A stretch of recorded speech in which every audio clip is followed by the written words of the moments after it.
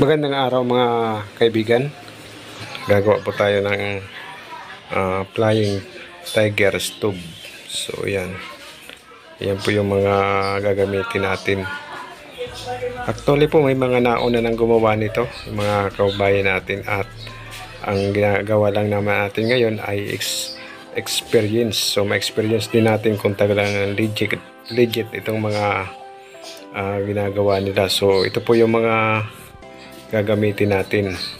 Pero bago natin simulan ito ay shout out po sa lahat ng mga kaibigan natin, sa mga viewers, sa mga subscriber, at maraming po salamat sa inyong walang sawang pagsubaybay sa aking YouTube channel. Kung bago ka pa lang sa aking YouTube channel, huwag mo kalimutan mag-subscribe at pindutin ang notification bell.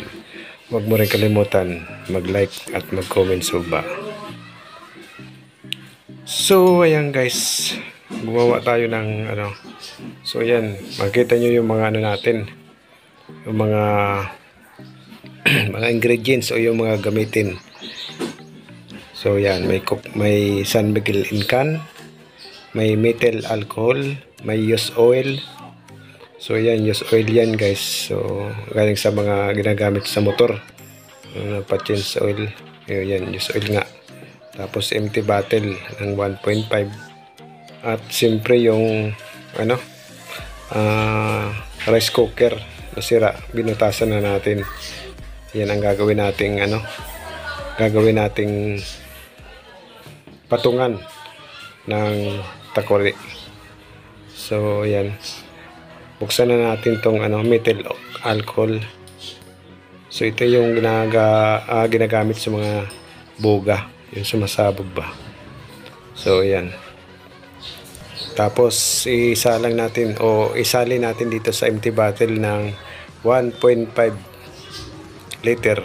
So bali isa lang guys ang binili ko para naman ma-experience natin ang flying tiger stove. So ayan,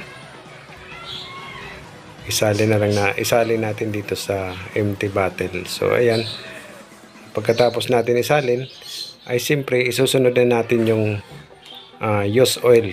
So bago natin ilagay dyan, kailangan natin sukatin dito sa tinanggalan natin ng methyl alcohol. So yan, tinanggal natin na methyl alcohol. So makita nyo guys, ay nilagyan na natin ng used oil ang bote na tinanggalan ng methyl alcohol. So ayan guys, nasa lang, konti lang para naman makita natin talaga kung okay ba itong ginawa nila at ating naman ay may experience. So ayan, halo-haloin lang natin yan, shake lang natin para mahalo o i-mix natin na maigi. So yan guys, i-shake natin maigi ang pinaghalo natin na methyl alcohol at used oil. So ayan, i-mix natin guys na maigi. So kapag na-mix na guys ng maigi, ay lalagay na natin sa San Miguel in can.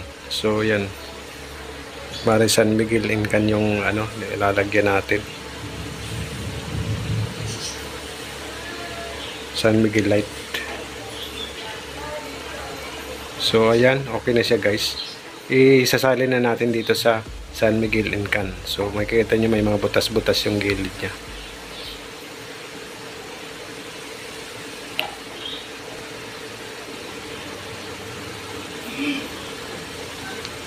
So ayan, hindi natin guys inubos kasi may butas, baka mamaya, oh my god, may butas yung kalahati. So nakikita nyo siya guys, may butas. Ang gagawin natin dito ay magpapalit tayo. So ayan guys, nagpalit tayo ng ng inkan, empty inkan. Pinalitan natin kasi butas po yung yung gitna nun. So dito natin ilalagay ang minix nating used oil at methyl alcohol. So ayan.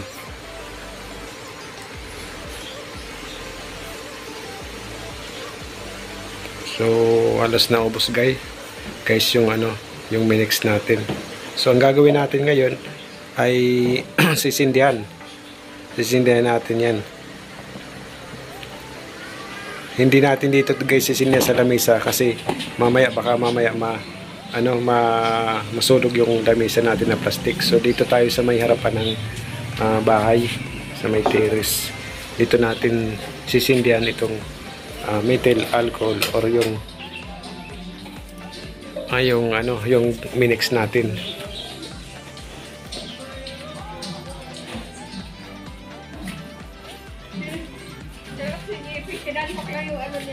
Video mo na po. Pinagal ko lang yan dito.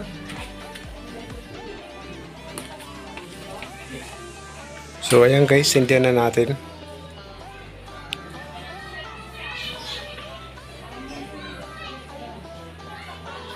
So kung makikita nyo siya guys, meron siyang sinding apoy or may apoy na or nagkakaroon na siya ng, so nakikita nyo siya guys. Linapit ko yung camera at nang makita nyo ng maigi na nagkaroon na po ng apoy yung ginawa natin na flying stove. So yan, so ilagay na natin itong takore.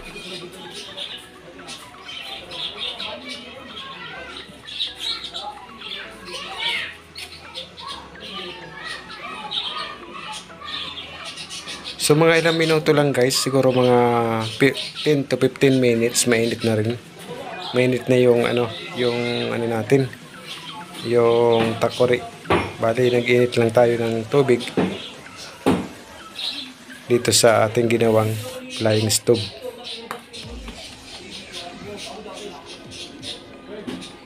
So kung makikita nyo pa guys, blue o kulay blue yung yung kulay ng apoy.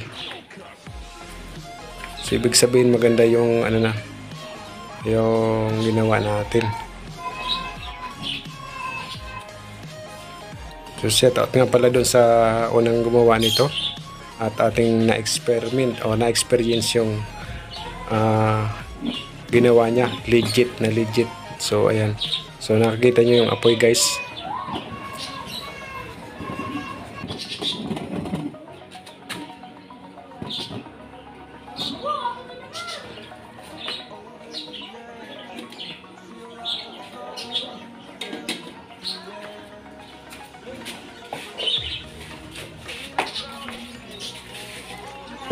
So ang gagawin natin ngayon, dahil mainit na guys yung takore natin, ay siyempre wag na natin patagalin pa, magtitimpla tayo ng kape.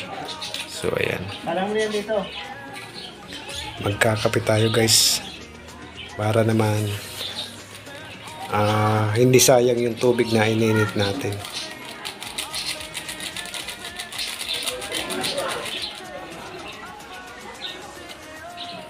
So ayan guys, mainit na.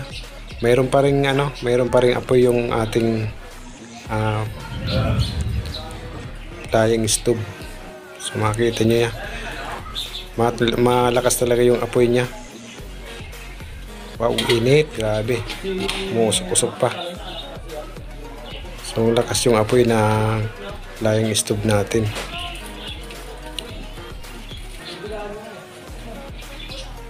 So timplang ko lang to guys ng kape at nang makapagkape tayo.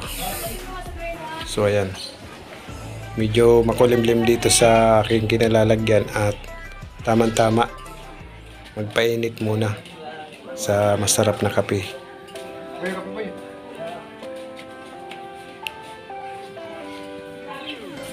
So ayan guys, timplado ng kape. Meron pa rin mainit, meron pa rin umaapoy na flying stove o yung ginawa natin. So ang ginawa ko dyan guys, ay nag-ano pa ako nagsaing pa ako dyan. So kape muna tayo bago tayo magsaing, siyempre. So magsa-shoutout muna tayo. So ayan, sobrang lakas pa ng apoy, grabe. Shout out muna kay kay Team Solaris Vlog, kay Bicol Fishing, kay Tito Imoy TV. Shout out sa iyo, Tito Imoy TV. So ganun din kay paring Victor Basada. Shout out kay paring Victor Basada. At ganun din po kay kay Ador Liantober. So Boss Liantober, shout out sa iyo. Kay paring Ador. So ayan guys, pagkatapos ng mainit na kape, sinalangan din natin ng bigas, kaunting bigas. So ayan, sinalang na rin natin. Ibig sabihin guys, okay to, makakapagluto talaga dito. Dito na lang po ang aking video at sana po nagkaroon po kayo ng kaunting kalaman tungkol dito sa paggawa ng flying stove. Maraming salamat po at sana ay gabayan po tayo ng may kapal.